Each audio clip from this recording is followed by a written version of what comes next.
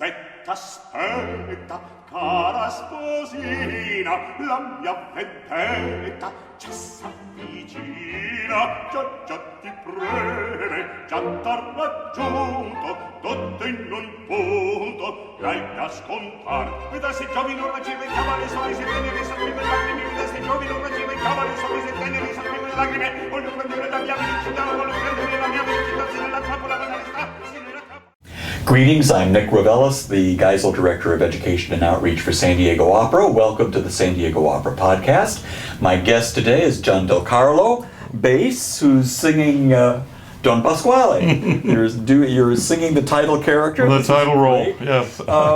Tell me a little bit about your early background. I'm going to take you back to here, because yes. It seems to me that you did the Young Artist Program here in San Diego. I did, 1977. So you're one of our products. Well, that's right, yeah. That was Tito's first venture into the his Young Artist Program that he started. And I had come directly from the Marilla, which was also a Young Artist Program in San Francisco. Grew up and raised in San Francisco. And in the summer of 77, I was in that.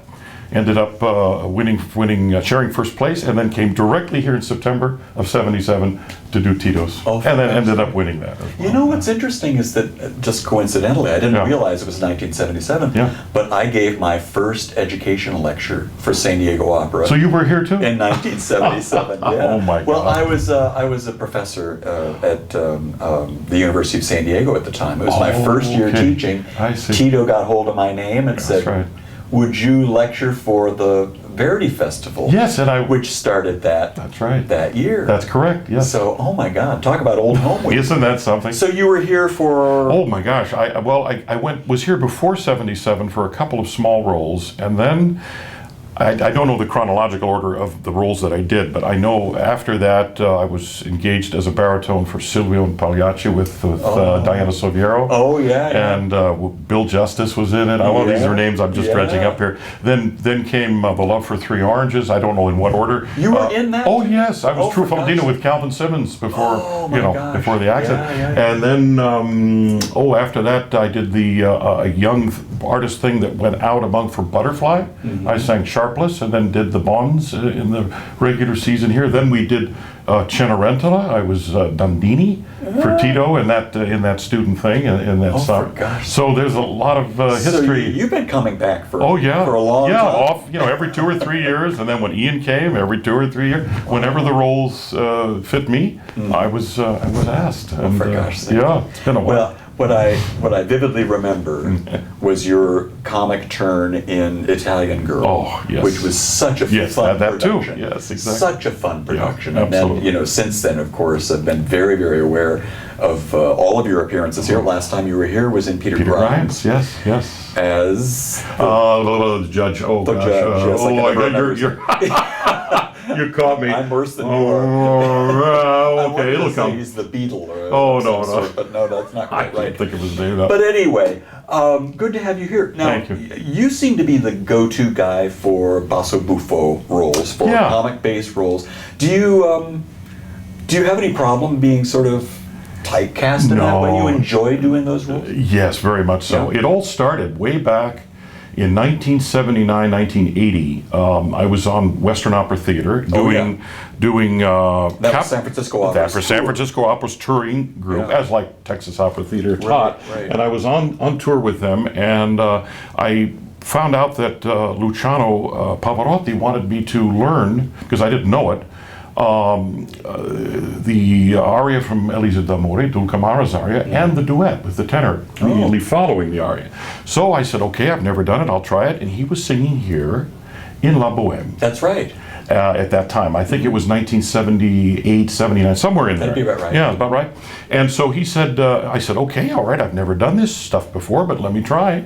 Learned it, came down here, and he was out in the audience with Tito and Gigi, and he said, hello, John, came up, and I said, hi, Luciano, and hello, Tito, and everybody. So I sang the aria, bravo, he says, un momento. He came bounding up on stage, Pavarotti did, and he had his towel around his neck, and you can remember when he was playing tennis in those days, he had his sweats on, and he said, let's sing the duet, he says together. I went, oh my gosh, here's this young, I'm 26, 27 years old.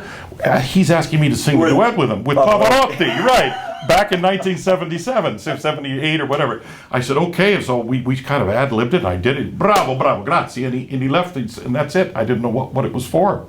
And it turned out it was for his international voice competition. And in the interim before that, I should have prefaced it by saying I had a small part in La Gioconda in San Francisco. Oh, yes. And I did 5 lines, and he kept telling me, never heard me before, tu hai bella voce, you have a beautiful voice. I went, oh my gosh. At the end of that, he said, well, how would you like to make the recording with me in London? And I went, oh my gosh. So that break. But the buffo stuff started with that. With Elisir d'Amore, with Dul Camara. Yeah, and then I went on to win one of 17 people that won in 1980 his first international voice competition in Philadelphia. And one of the prizes was to sing with him on stage, and I got to do Dul Camara with him. And in La Boheme, the little doting fellow for Musette, Alidor. Oh, yeah. Or Alcindor, sorry. Alcindor. How exciting. Yeah, so that's what started it. Yeah. Well, had you ever sung patter before? Yeah, no. And it's something people ask me all the time. It just comes out. I don't know what it is, if I have a loose tongue or the jaw just right. I just relax the jaw, and it's like one of those fellows that does, the auctioneers for tobacco. Yeah. And it just comes, it just comes out like, and it's fairly clear, and it goes. And it works. I've never studied, a technique. See, that's what I've always wondered. Is there a technique? Is there a secret there with the basso buffo voice that has to learn how to do that? And I think of the 3 or 4 people that I've asked, they've all said it just comes. It comes. And I think I was talking to somebody the other day in the rehearsal about it, and it just comes out of being relaxed. You have to be relaxed. You can't be, okay, I got to sing every little syllable. I got to say every single word like I'm doing now, and your jaw gets all tight here. Oh, sure. And you just have to relax and let it trip off the tip of the tongue and let the lips say, and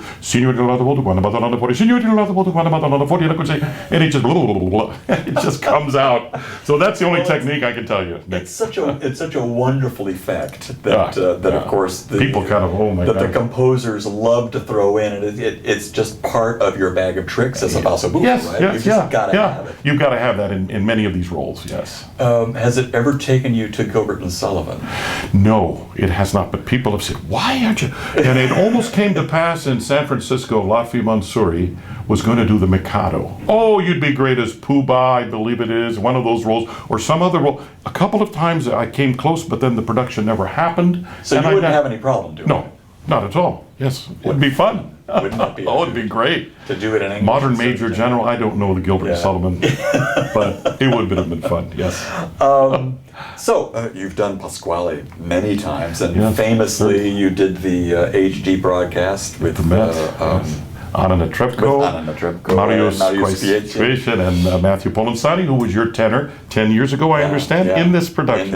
Yeah, so it's like, Which is really grand, and so I've had the opportunity to see you do it in that particular production. Ah, right. But this is a very different production. Totally different. With the sort of Wild West 1840s gold rush era.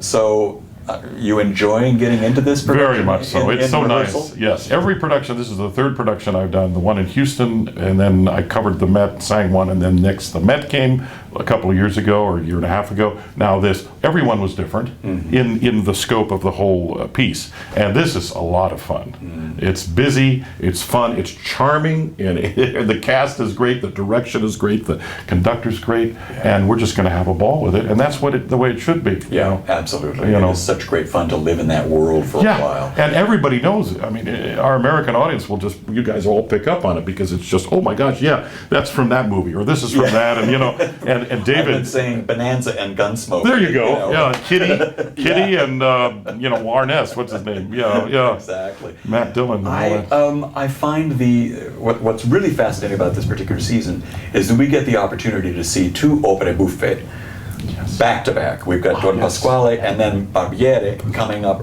and to see the differences in those. Now you've done your many share of Rossini as well. Many times. More Bartolo in Barbieri than Pasquale's at this point in time. And can you? I'll probably ask you this at the Stars in the Salon event, which you should all go to as well.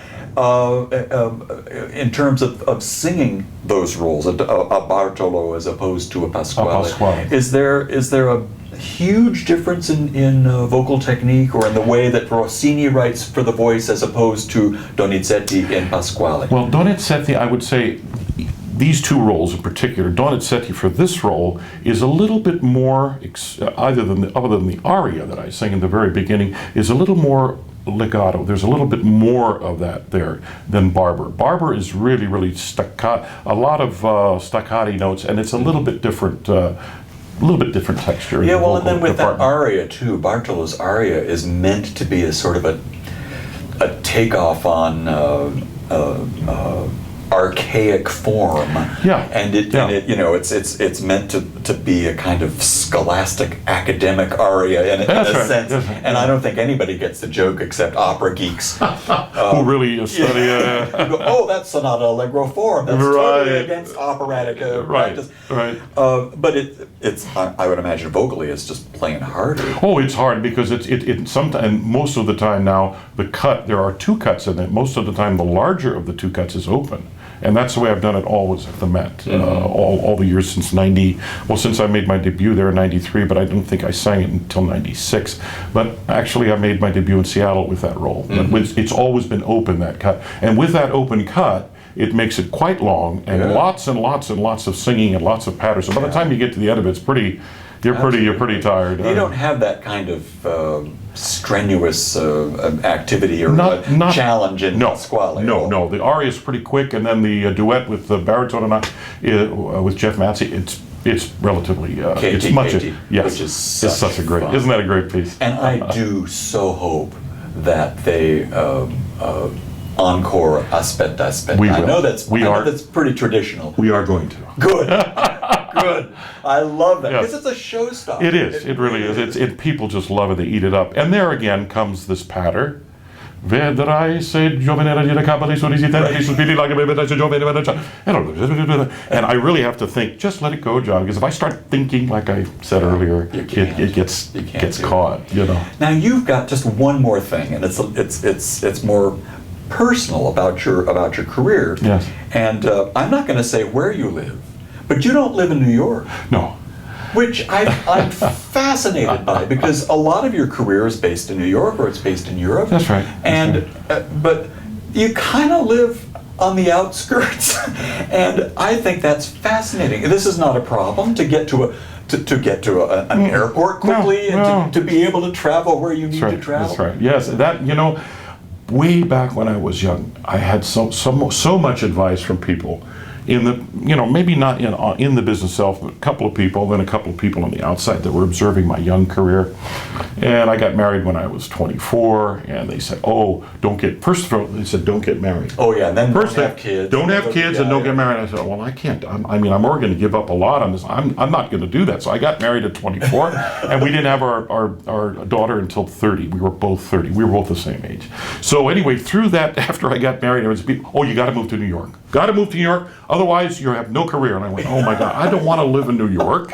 Oh my, So I put it off, and then I came to audition a couple of times, and I had local auditions at the Met, the local Met San Francisco Opera, Met auditions, and I wasn't quite ready for that. So I got a mention, and now that, and all the winners, of course, they never sang at the Met. I don't think any of them in my time period. So anyway, that all came about, but then we just decided that I wasn't gonna live there. We almost moved. We almost did about when I was 32, 33.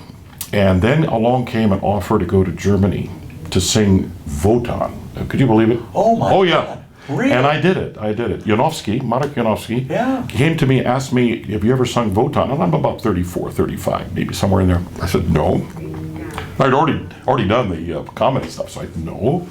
With that big voice, I went, okay, so I learned an aria from Flying Dutchman, Du Frist ist Yeah. I sang it for him at Chicago, where I was doing Kotner and De Meistersinger, and he said, I think you're the next Wotan. I went, oh my gosh. So I'm on my phone with my agent. What do you think? On the William Johns, the tenor. I talked to him at the time. He was doing the tenor part. And God rest his soul, Tom Stewart was the main character in Meistersinger. What do you guys think? You think I can do? Well, let's go try it. So he said, okay. So I auditioned, and he brought me over, and I sang Rheingold Wotan, and I sang Siegfried Wander, and I sang Gunther and Götterdämmerung and Donner. And I was going to do Valkyrie, but then it just didn't quite seem to fit. So I did that with the Gürzenich Symphony Orchestra, and then the rest is history, because then Michel Hampe, the director of the Cologne Opera at the time, said, we'd like to hire you as a fest, a fest contract. Yeah. So I went in his office. I said, well, really, I can't bring my family over on the salary. Well, what would you like? He said. And I went, oh, well, how about this, per performance? I said, oh, that's great. So I moved my whole family for 3 years to Germany, to Cologne, where I was a guest artist for 3 years. And that's precluded me from moving to New York and doing all the whole New York scene. So afterwards, my career started, and I did Rossini, I did Donizetti, I did Elisier, I did Rossini there, I did comedy stuff, I did Salieri's Falstaff, and I did all these kinds of things along with the Wotan, and then I let the Wotan slide because I was having so much fun and so much success with the comedy. And then decided a New York lifestyle wasn't necessary at that time, because I came back and I auditioned for James Levine for Meistersinger. While I was in Germany, I flew to Salzburg. I took the train to Salzburg, sang. He wanted to hear me sing Kotner because I'd been done in Chicago, San Francisco. They were going to do it, a new production at the Met with Otto Schenk. And I flew there, I sang for him, an aria or two. He said, well, let me hear the Kotner. And I sang it for him. He said, at the end, he stops and he said, bravo, John. He said, where have you been? I said, well, I've been in the West Coast, and I was in Germany, and oh my God! And next thing I know, I'm making my debut in 1993 at the 1993 at the Met as Kotner in the Meistersinger. That's great. So, well, yeah, one of my professors at Manhattan School was John Browning. Oh yes, I know that name. Yes. And he had a marvelous concert career. He moved to Maine. Of course. And I called him and I said, what on earth? He says, oh, I live in this little seaside resort in this little since I'm an hour and a half from, the closest airport. I said, what about your career? He says, no problem. I can drive to the airport. I can fly anywhere I want to. That's exactly right. Works out well, but he just preferred that kind of lifestyle. That's right. Which, that's the way I am. For you, because as you folks probably know in the audience there, it's so busy on the road.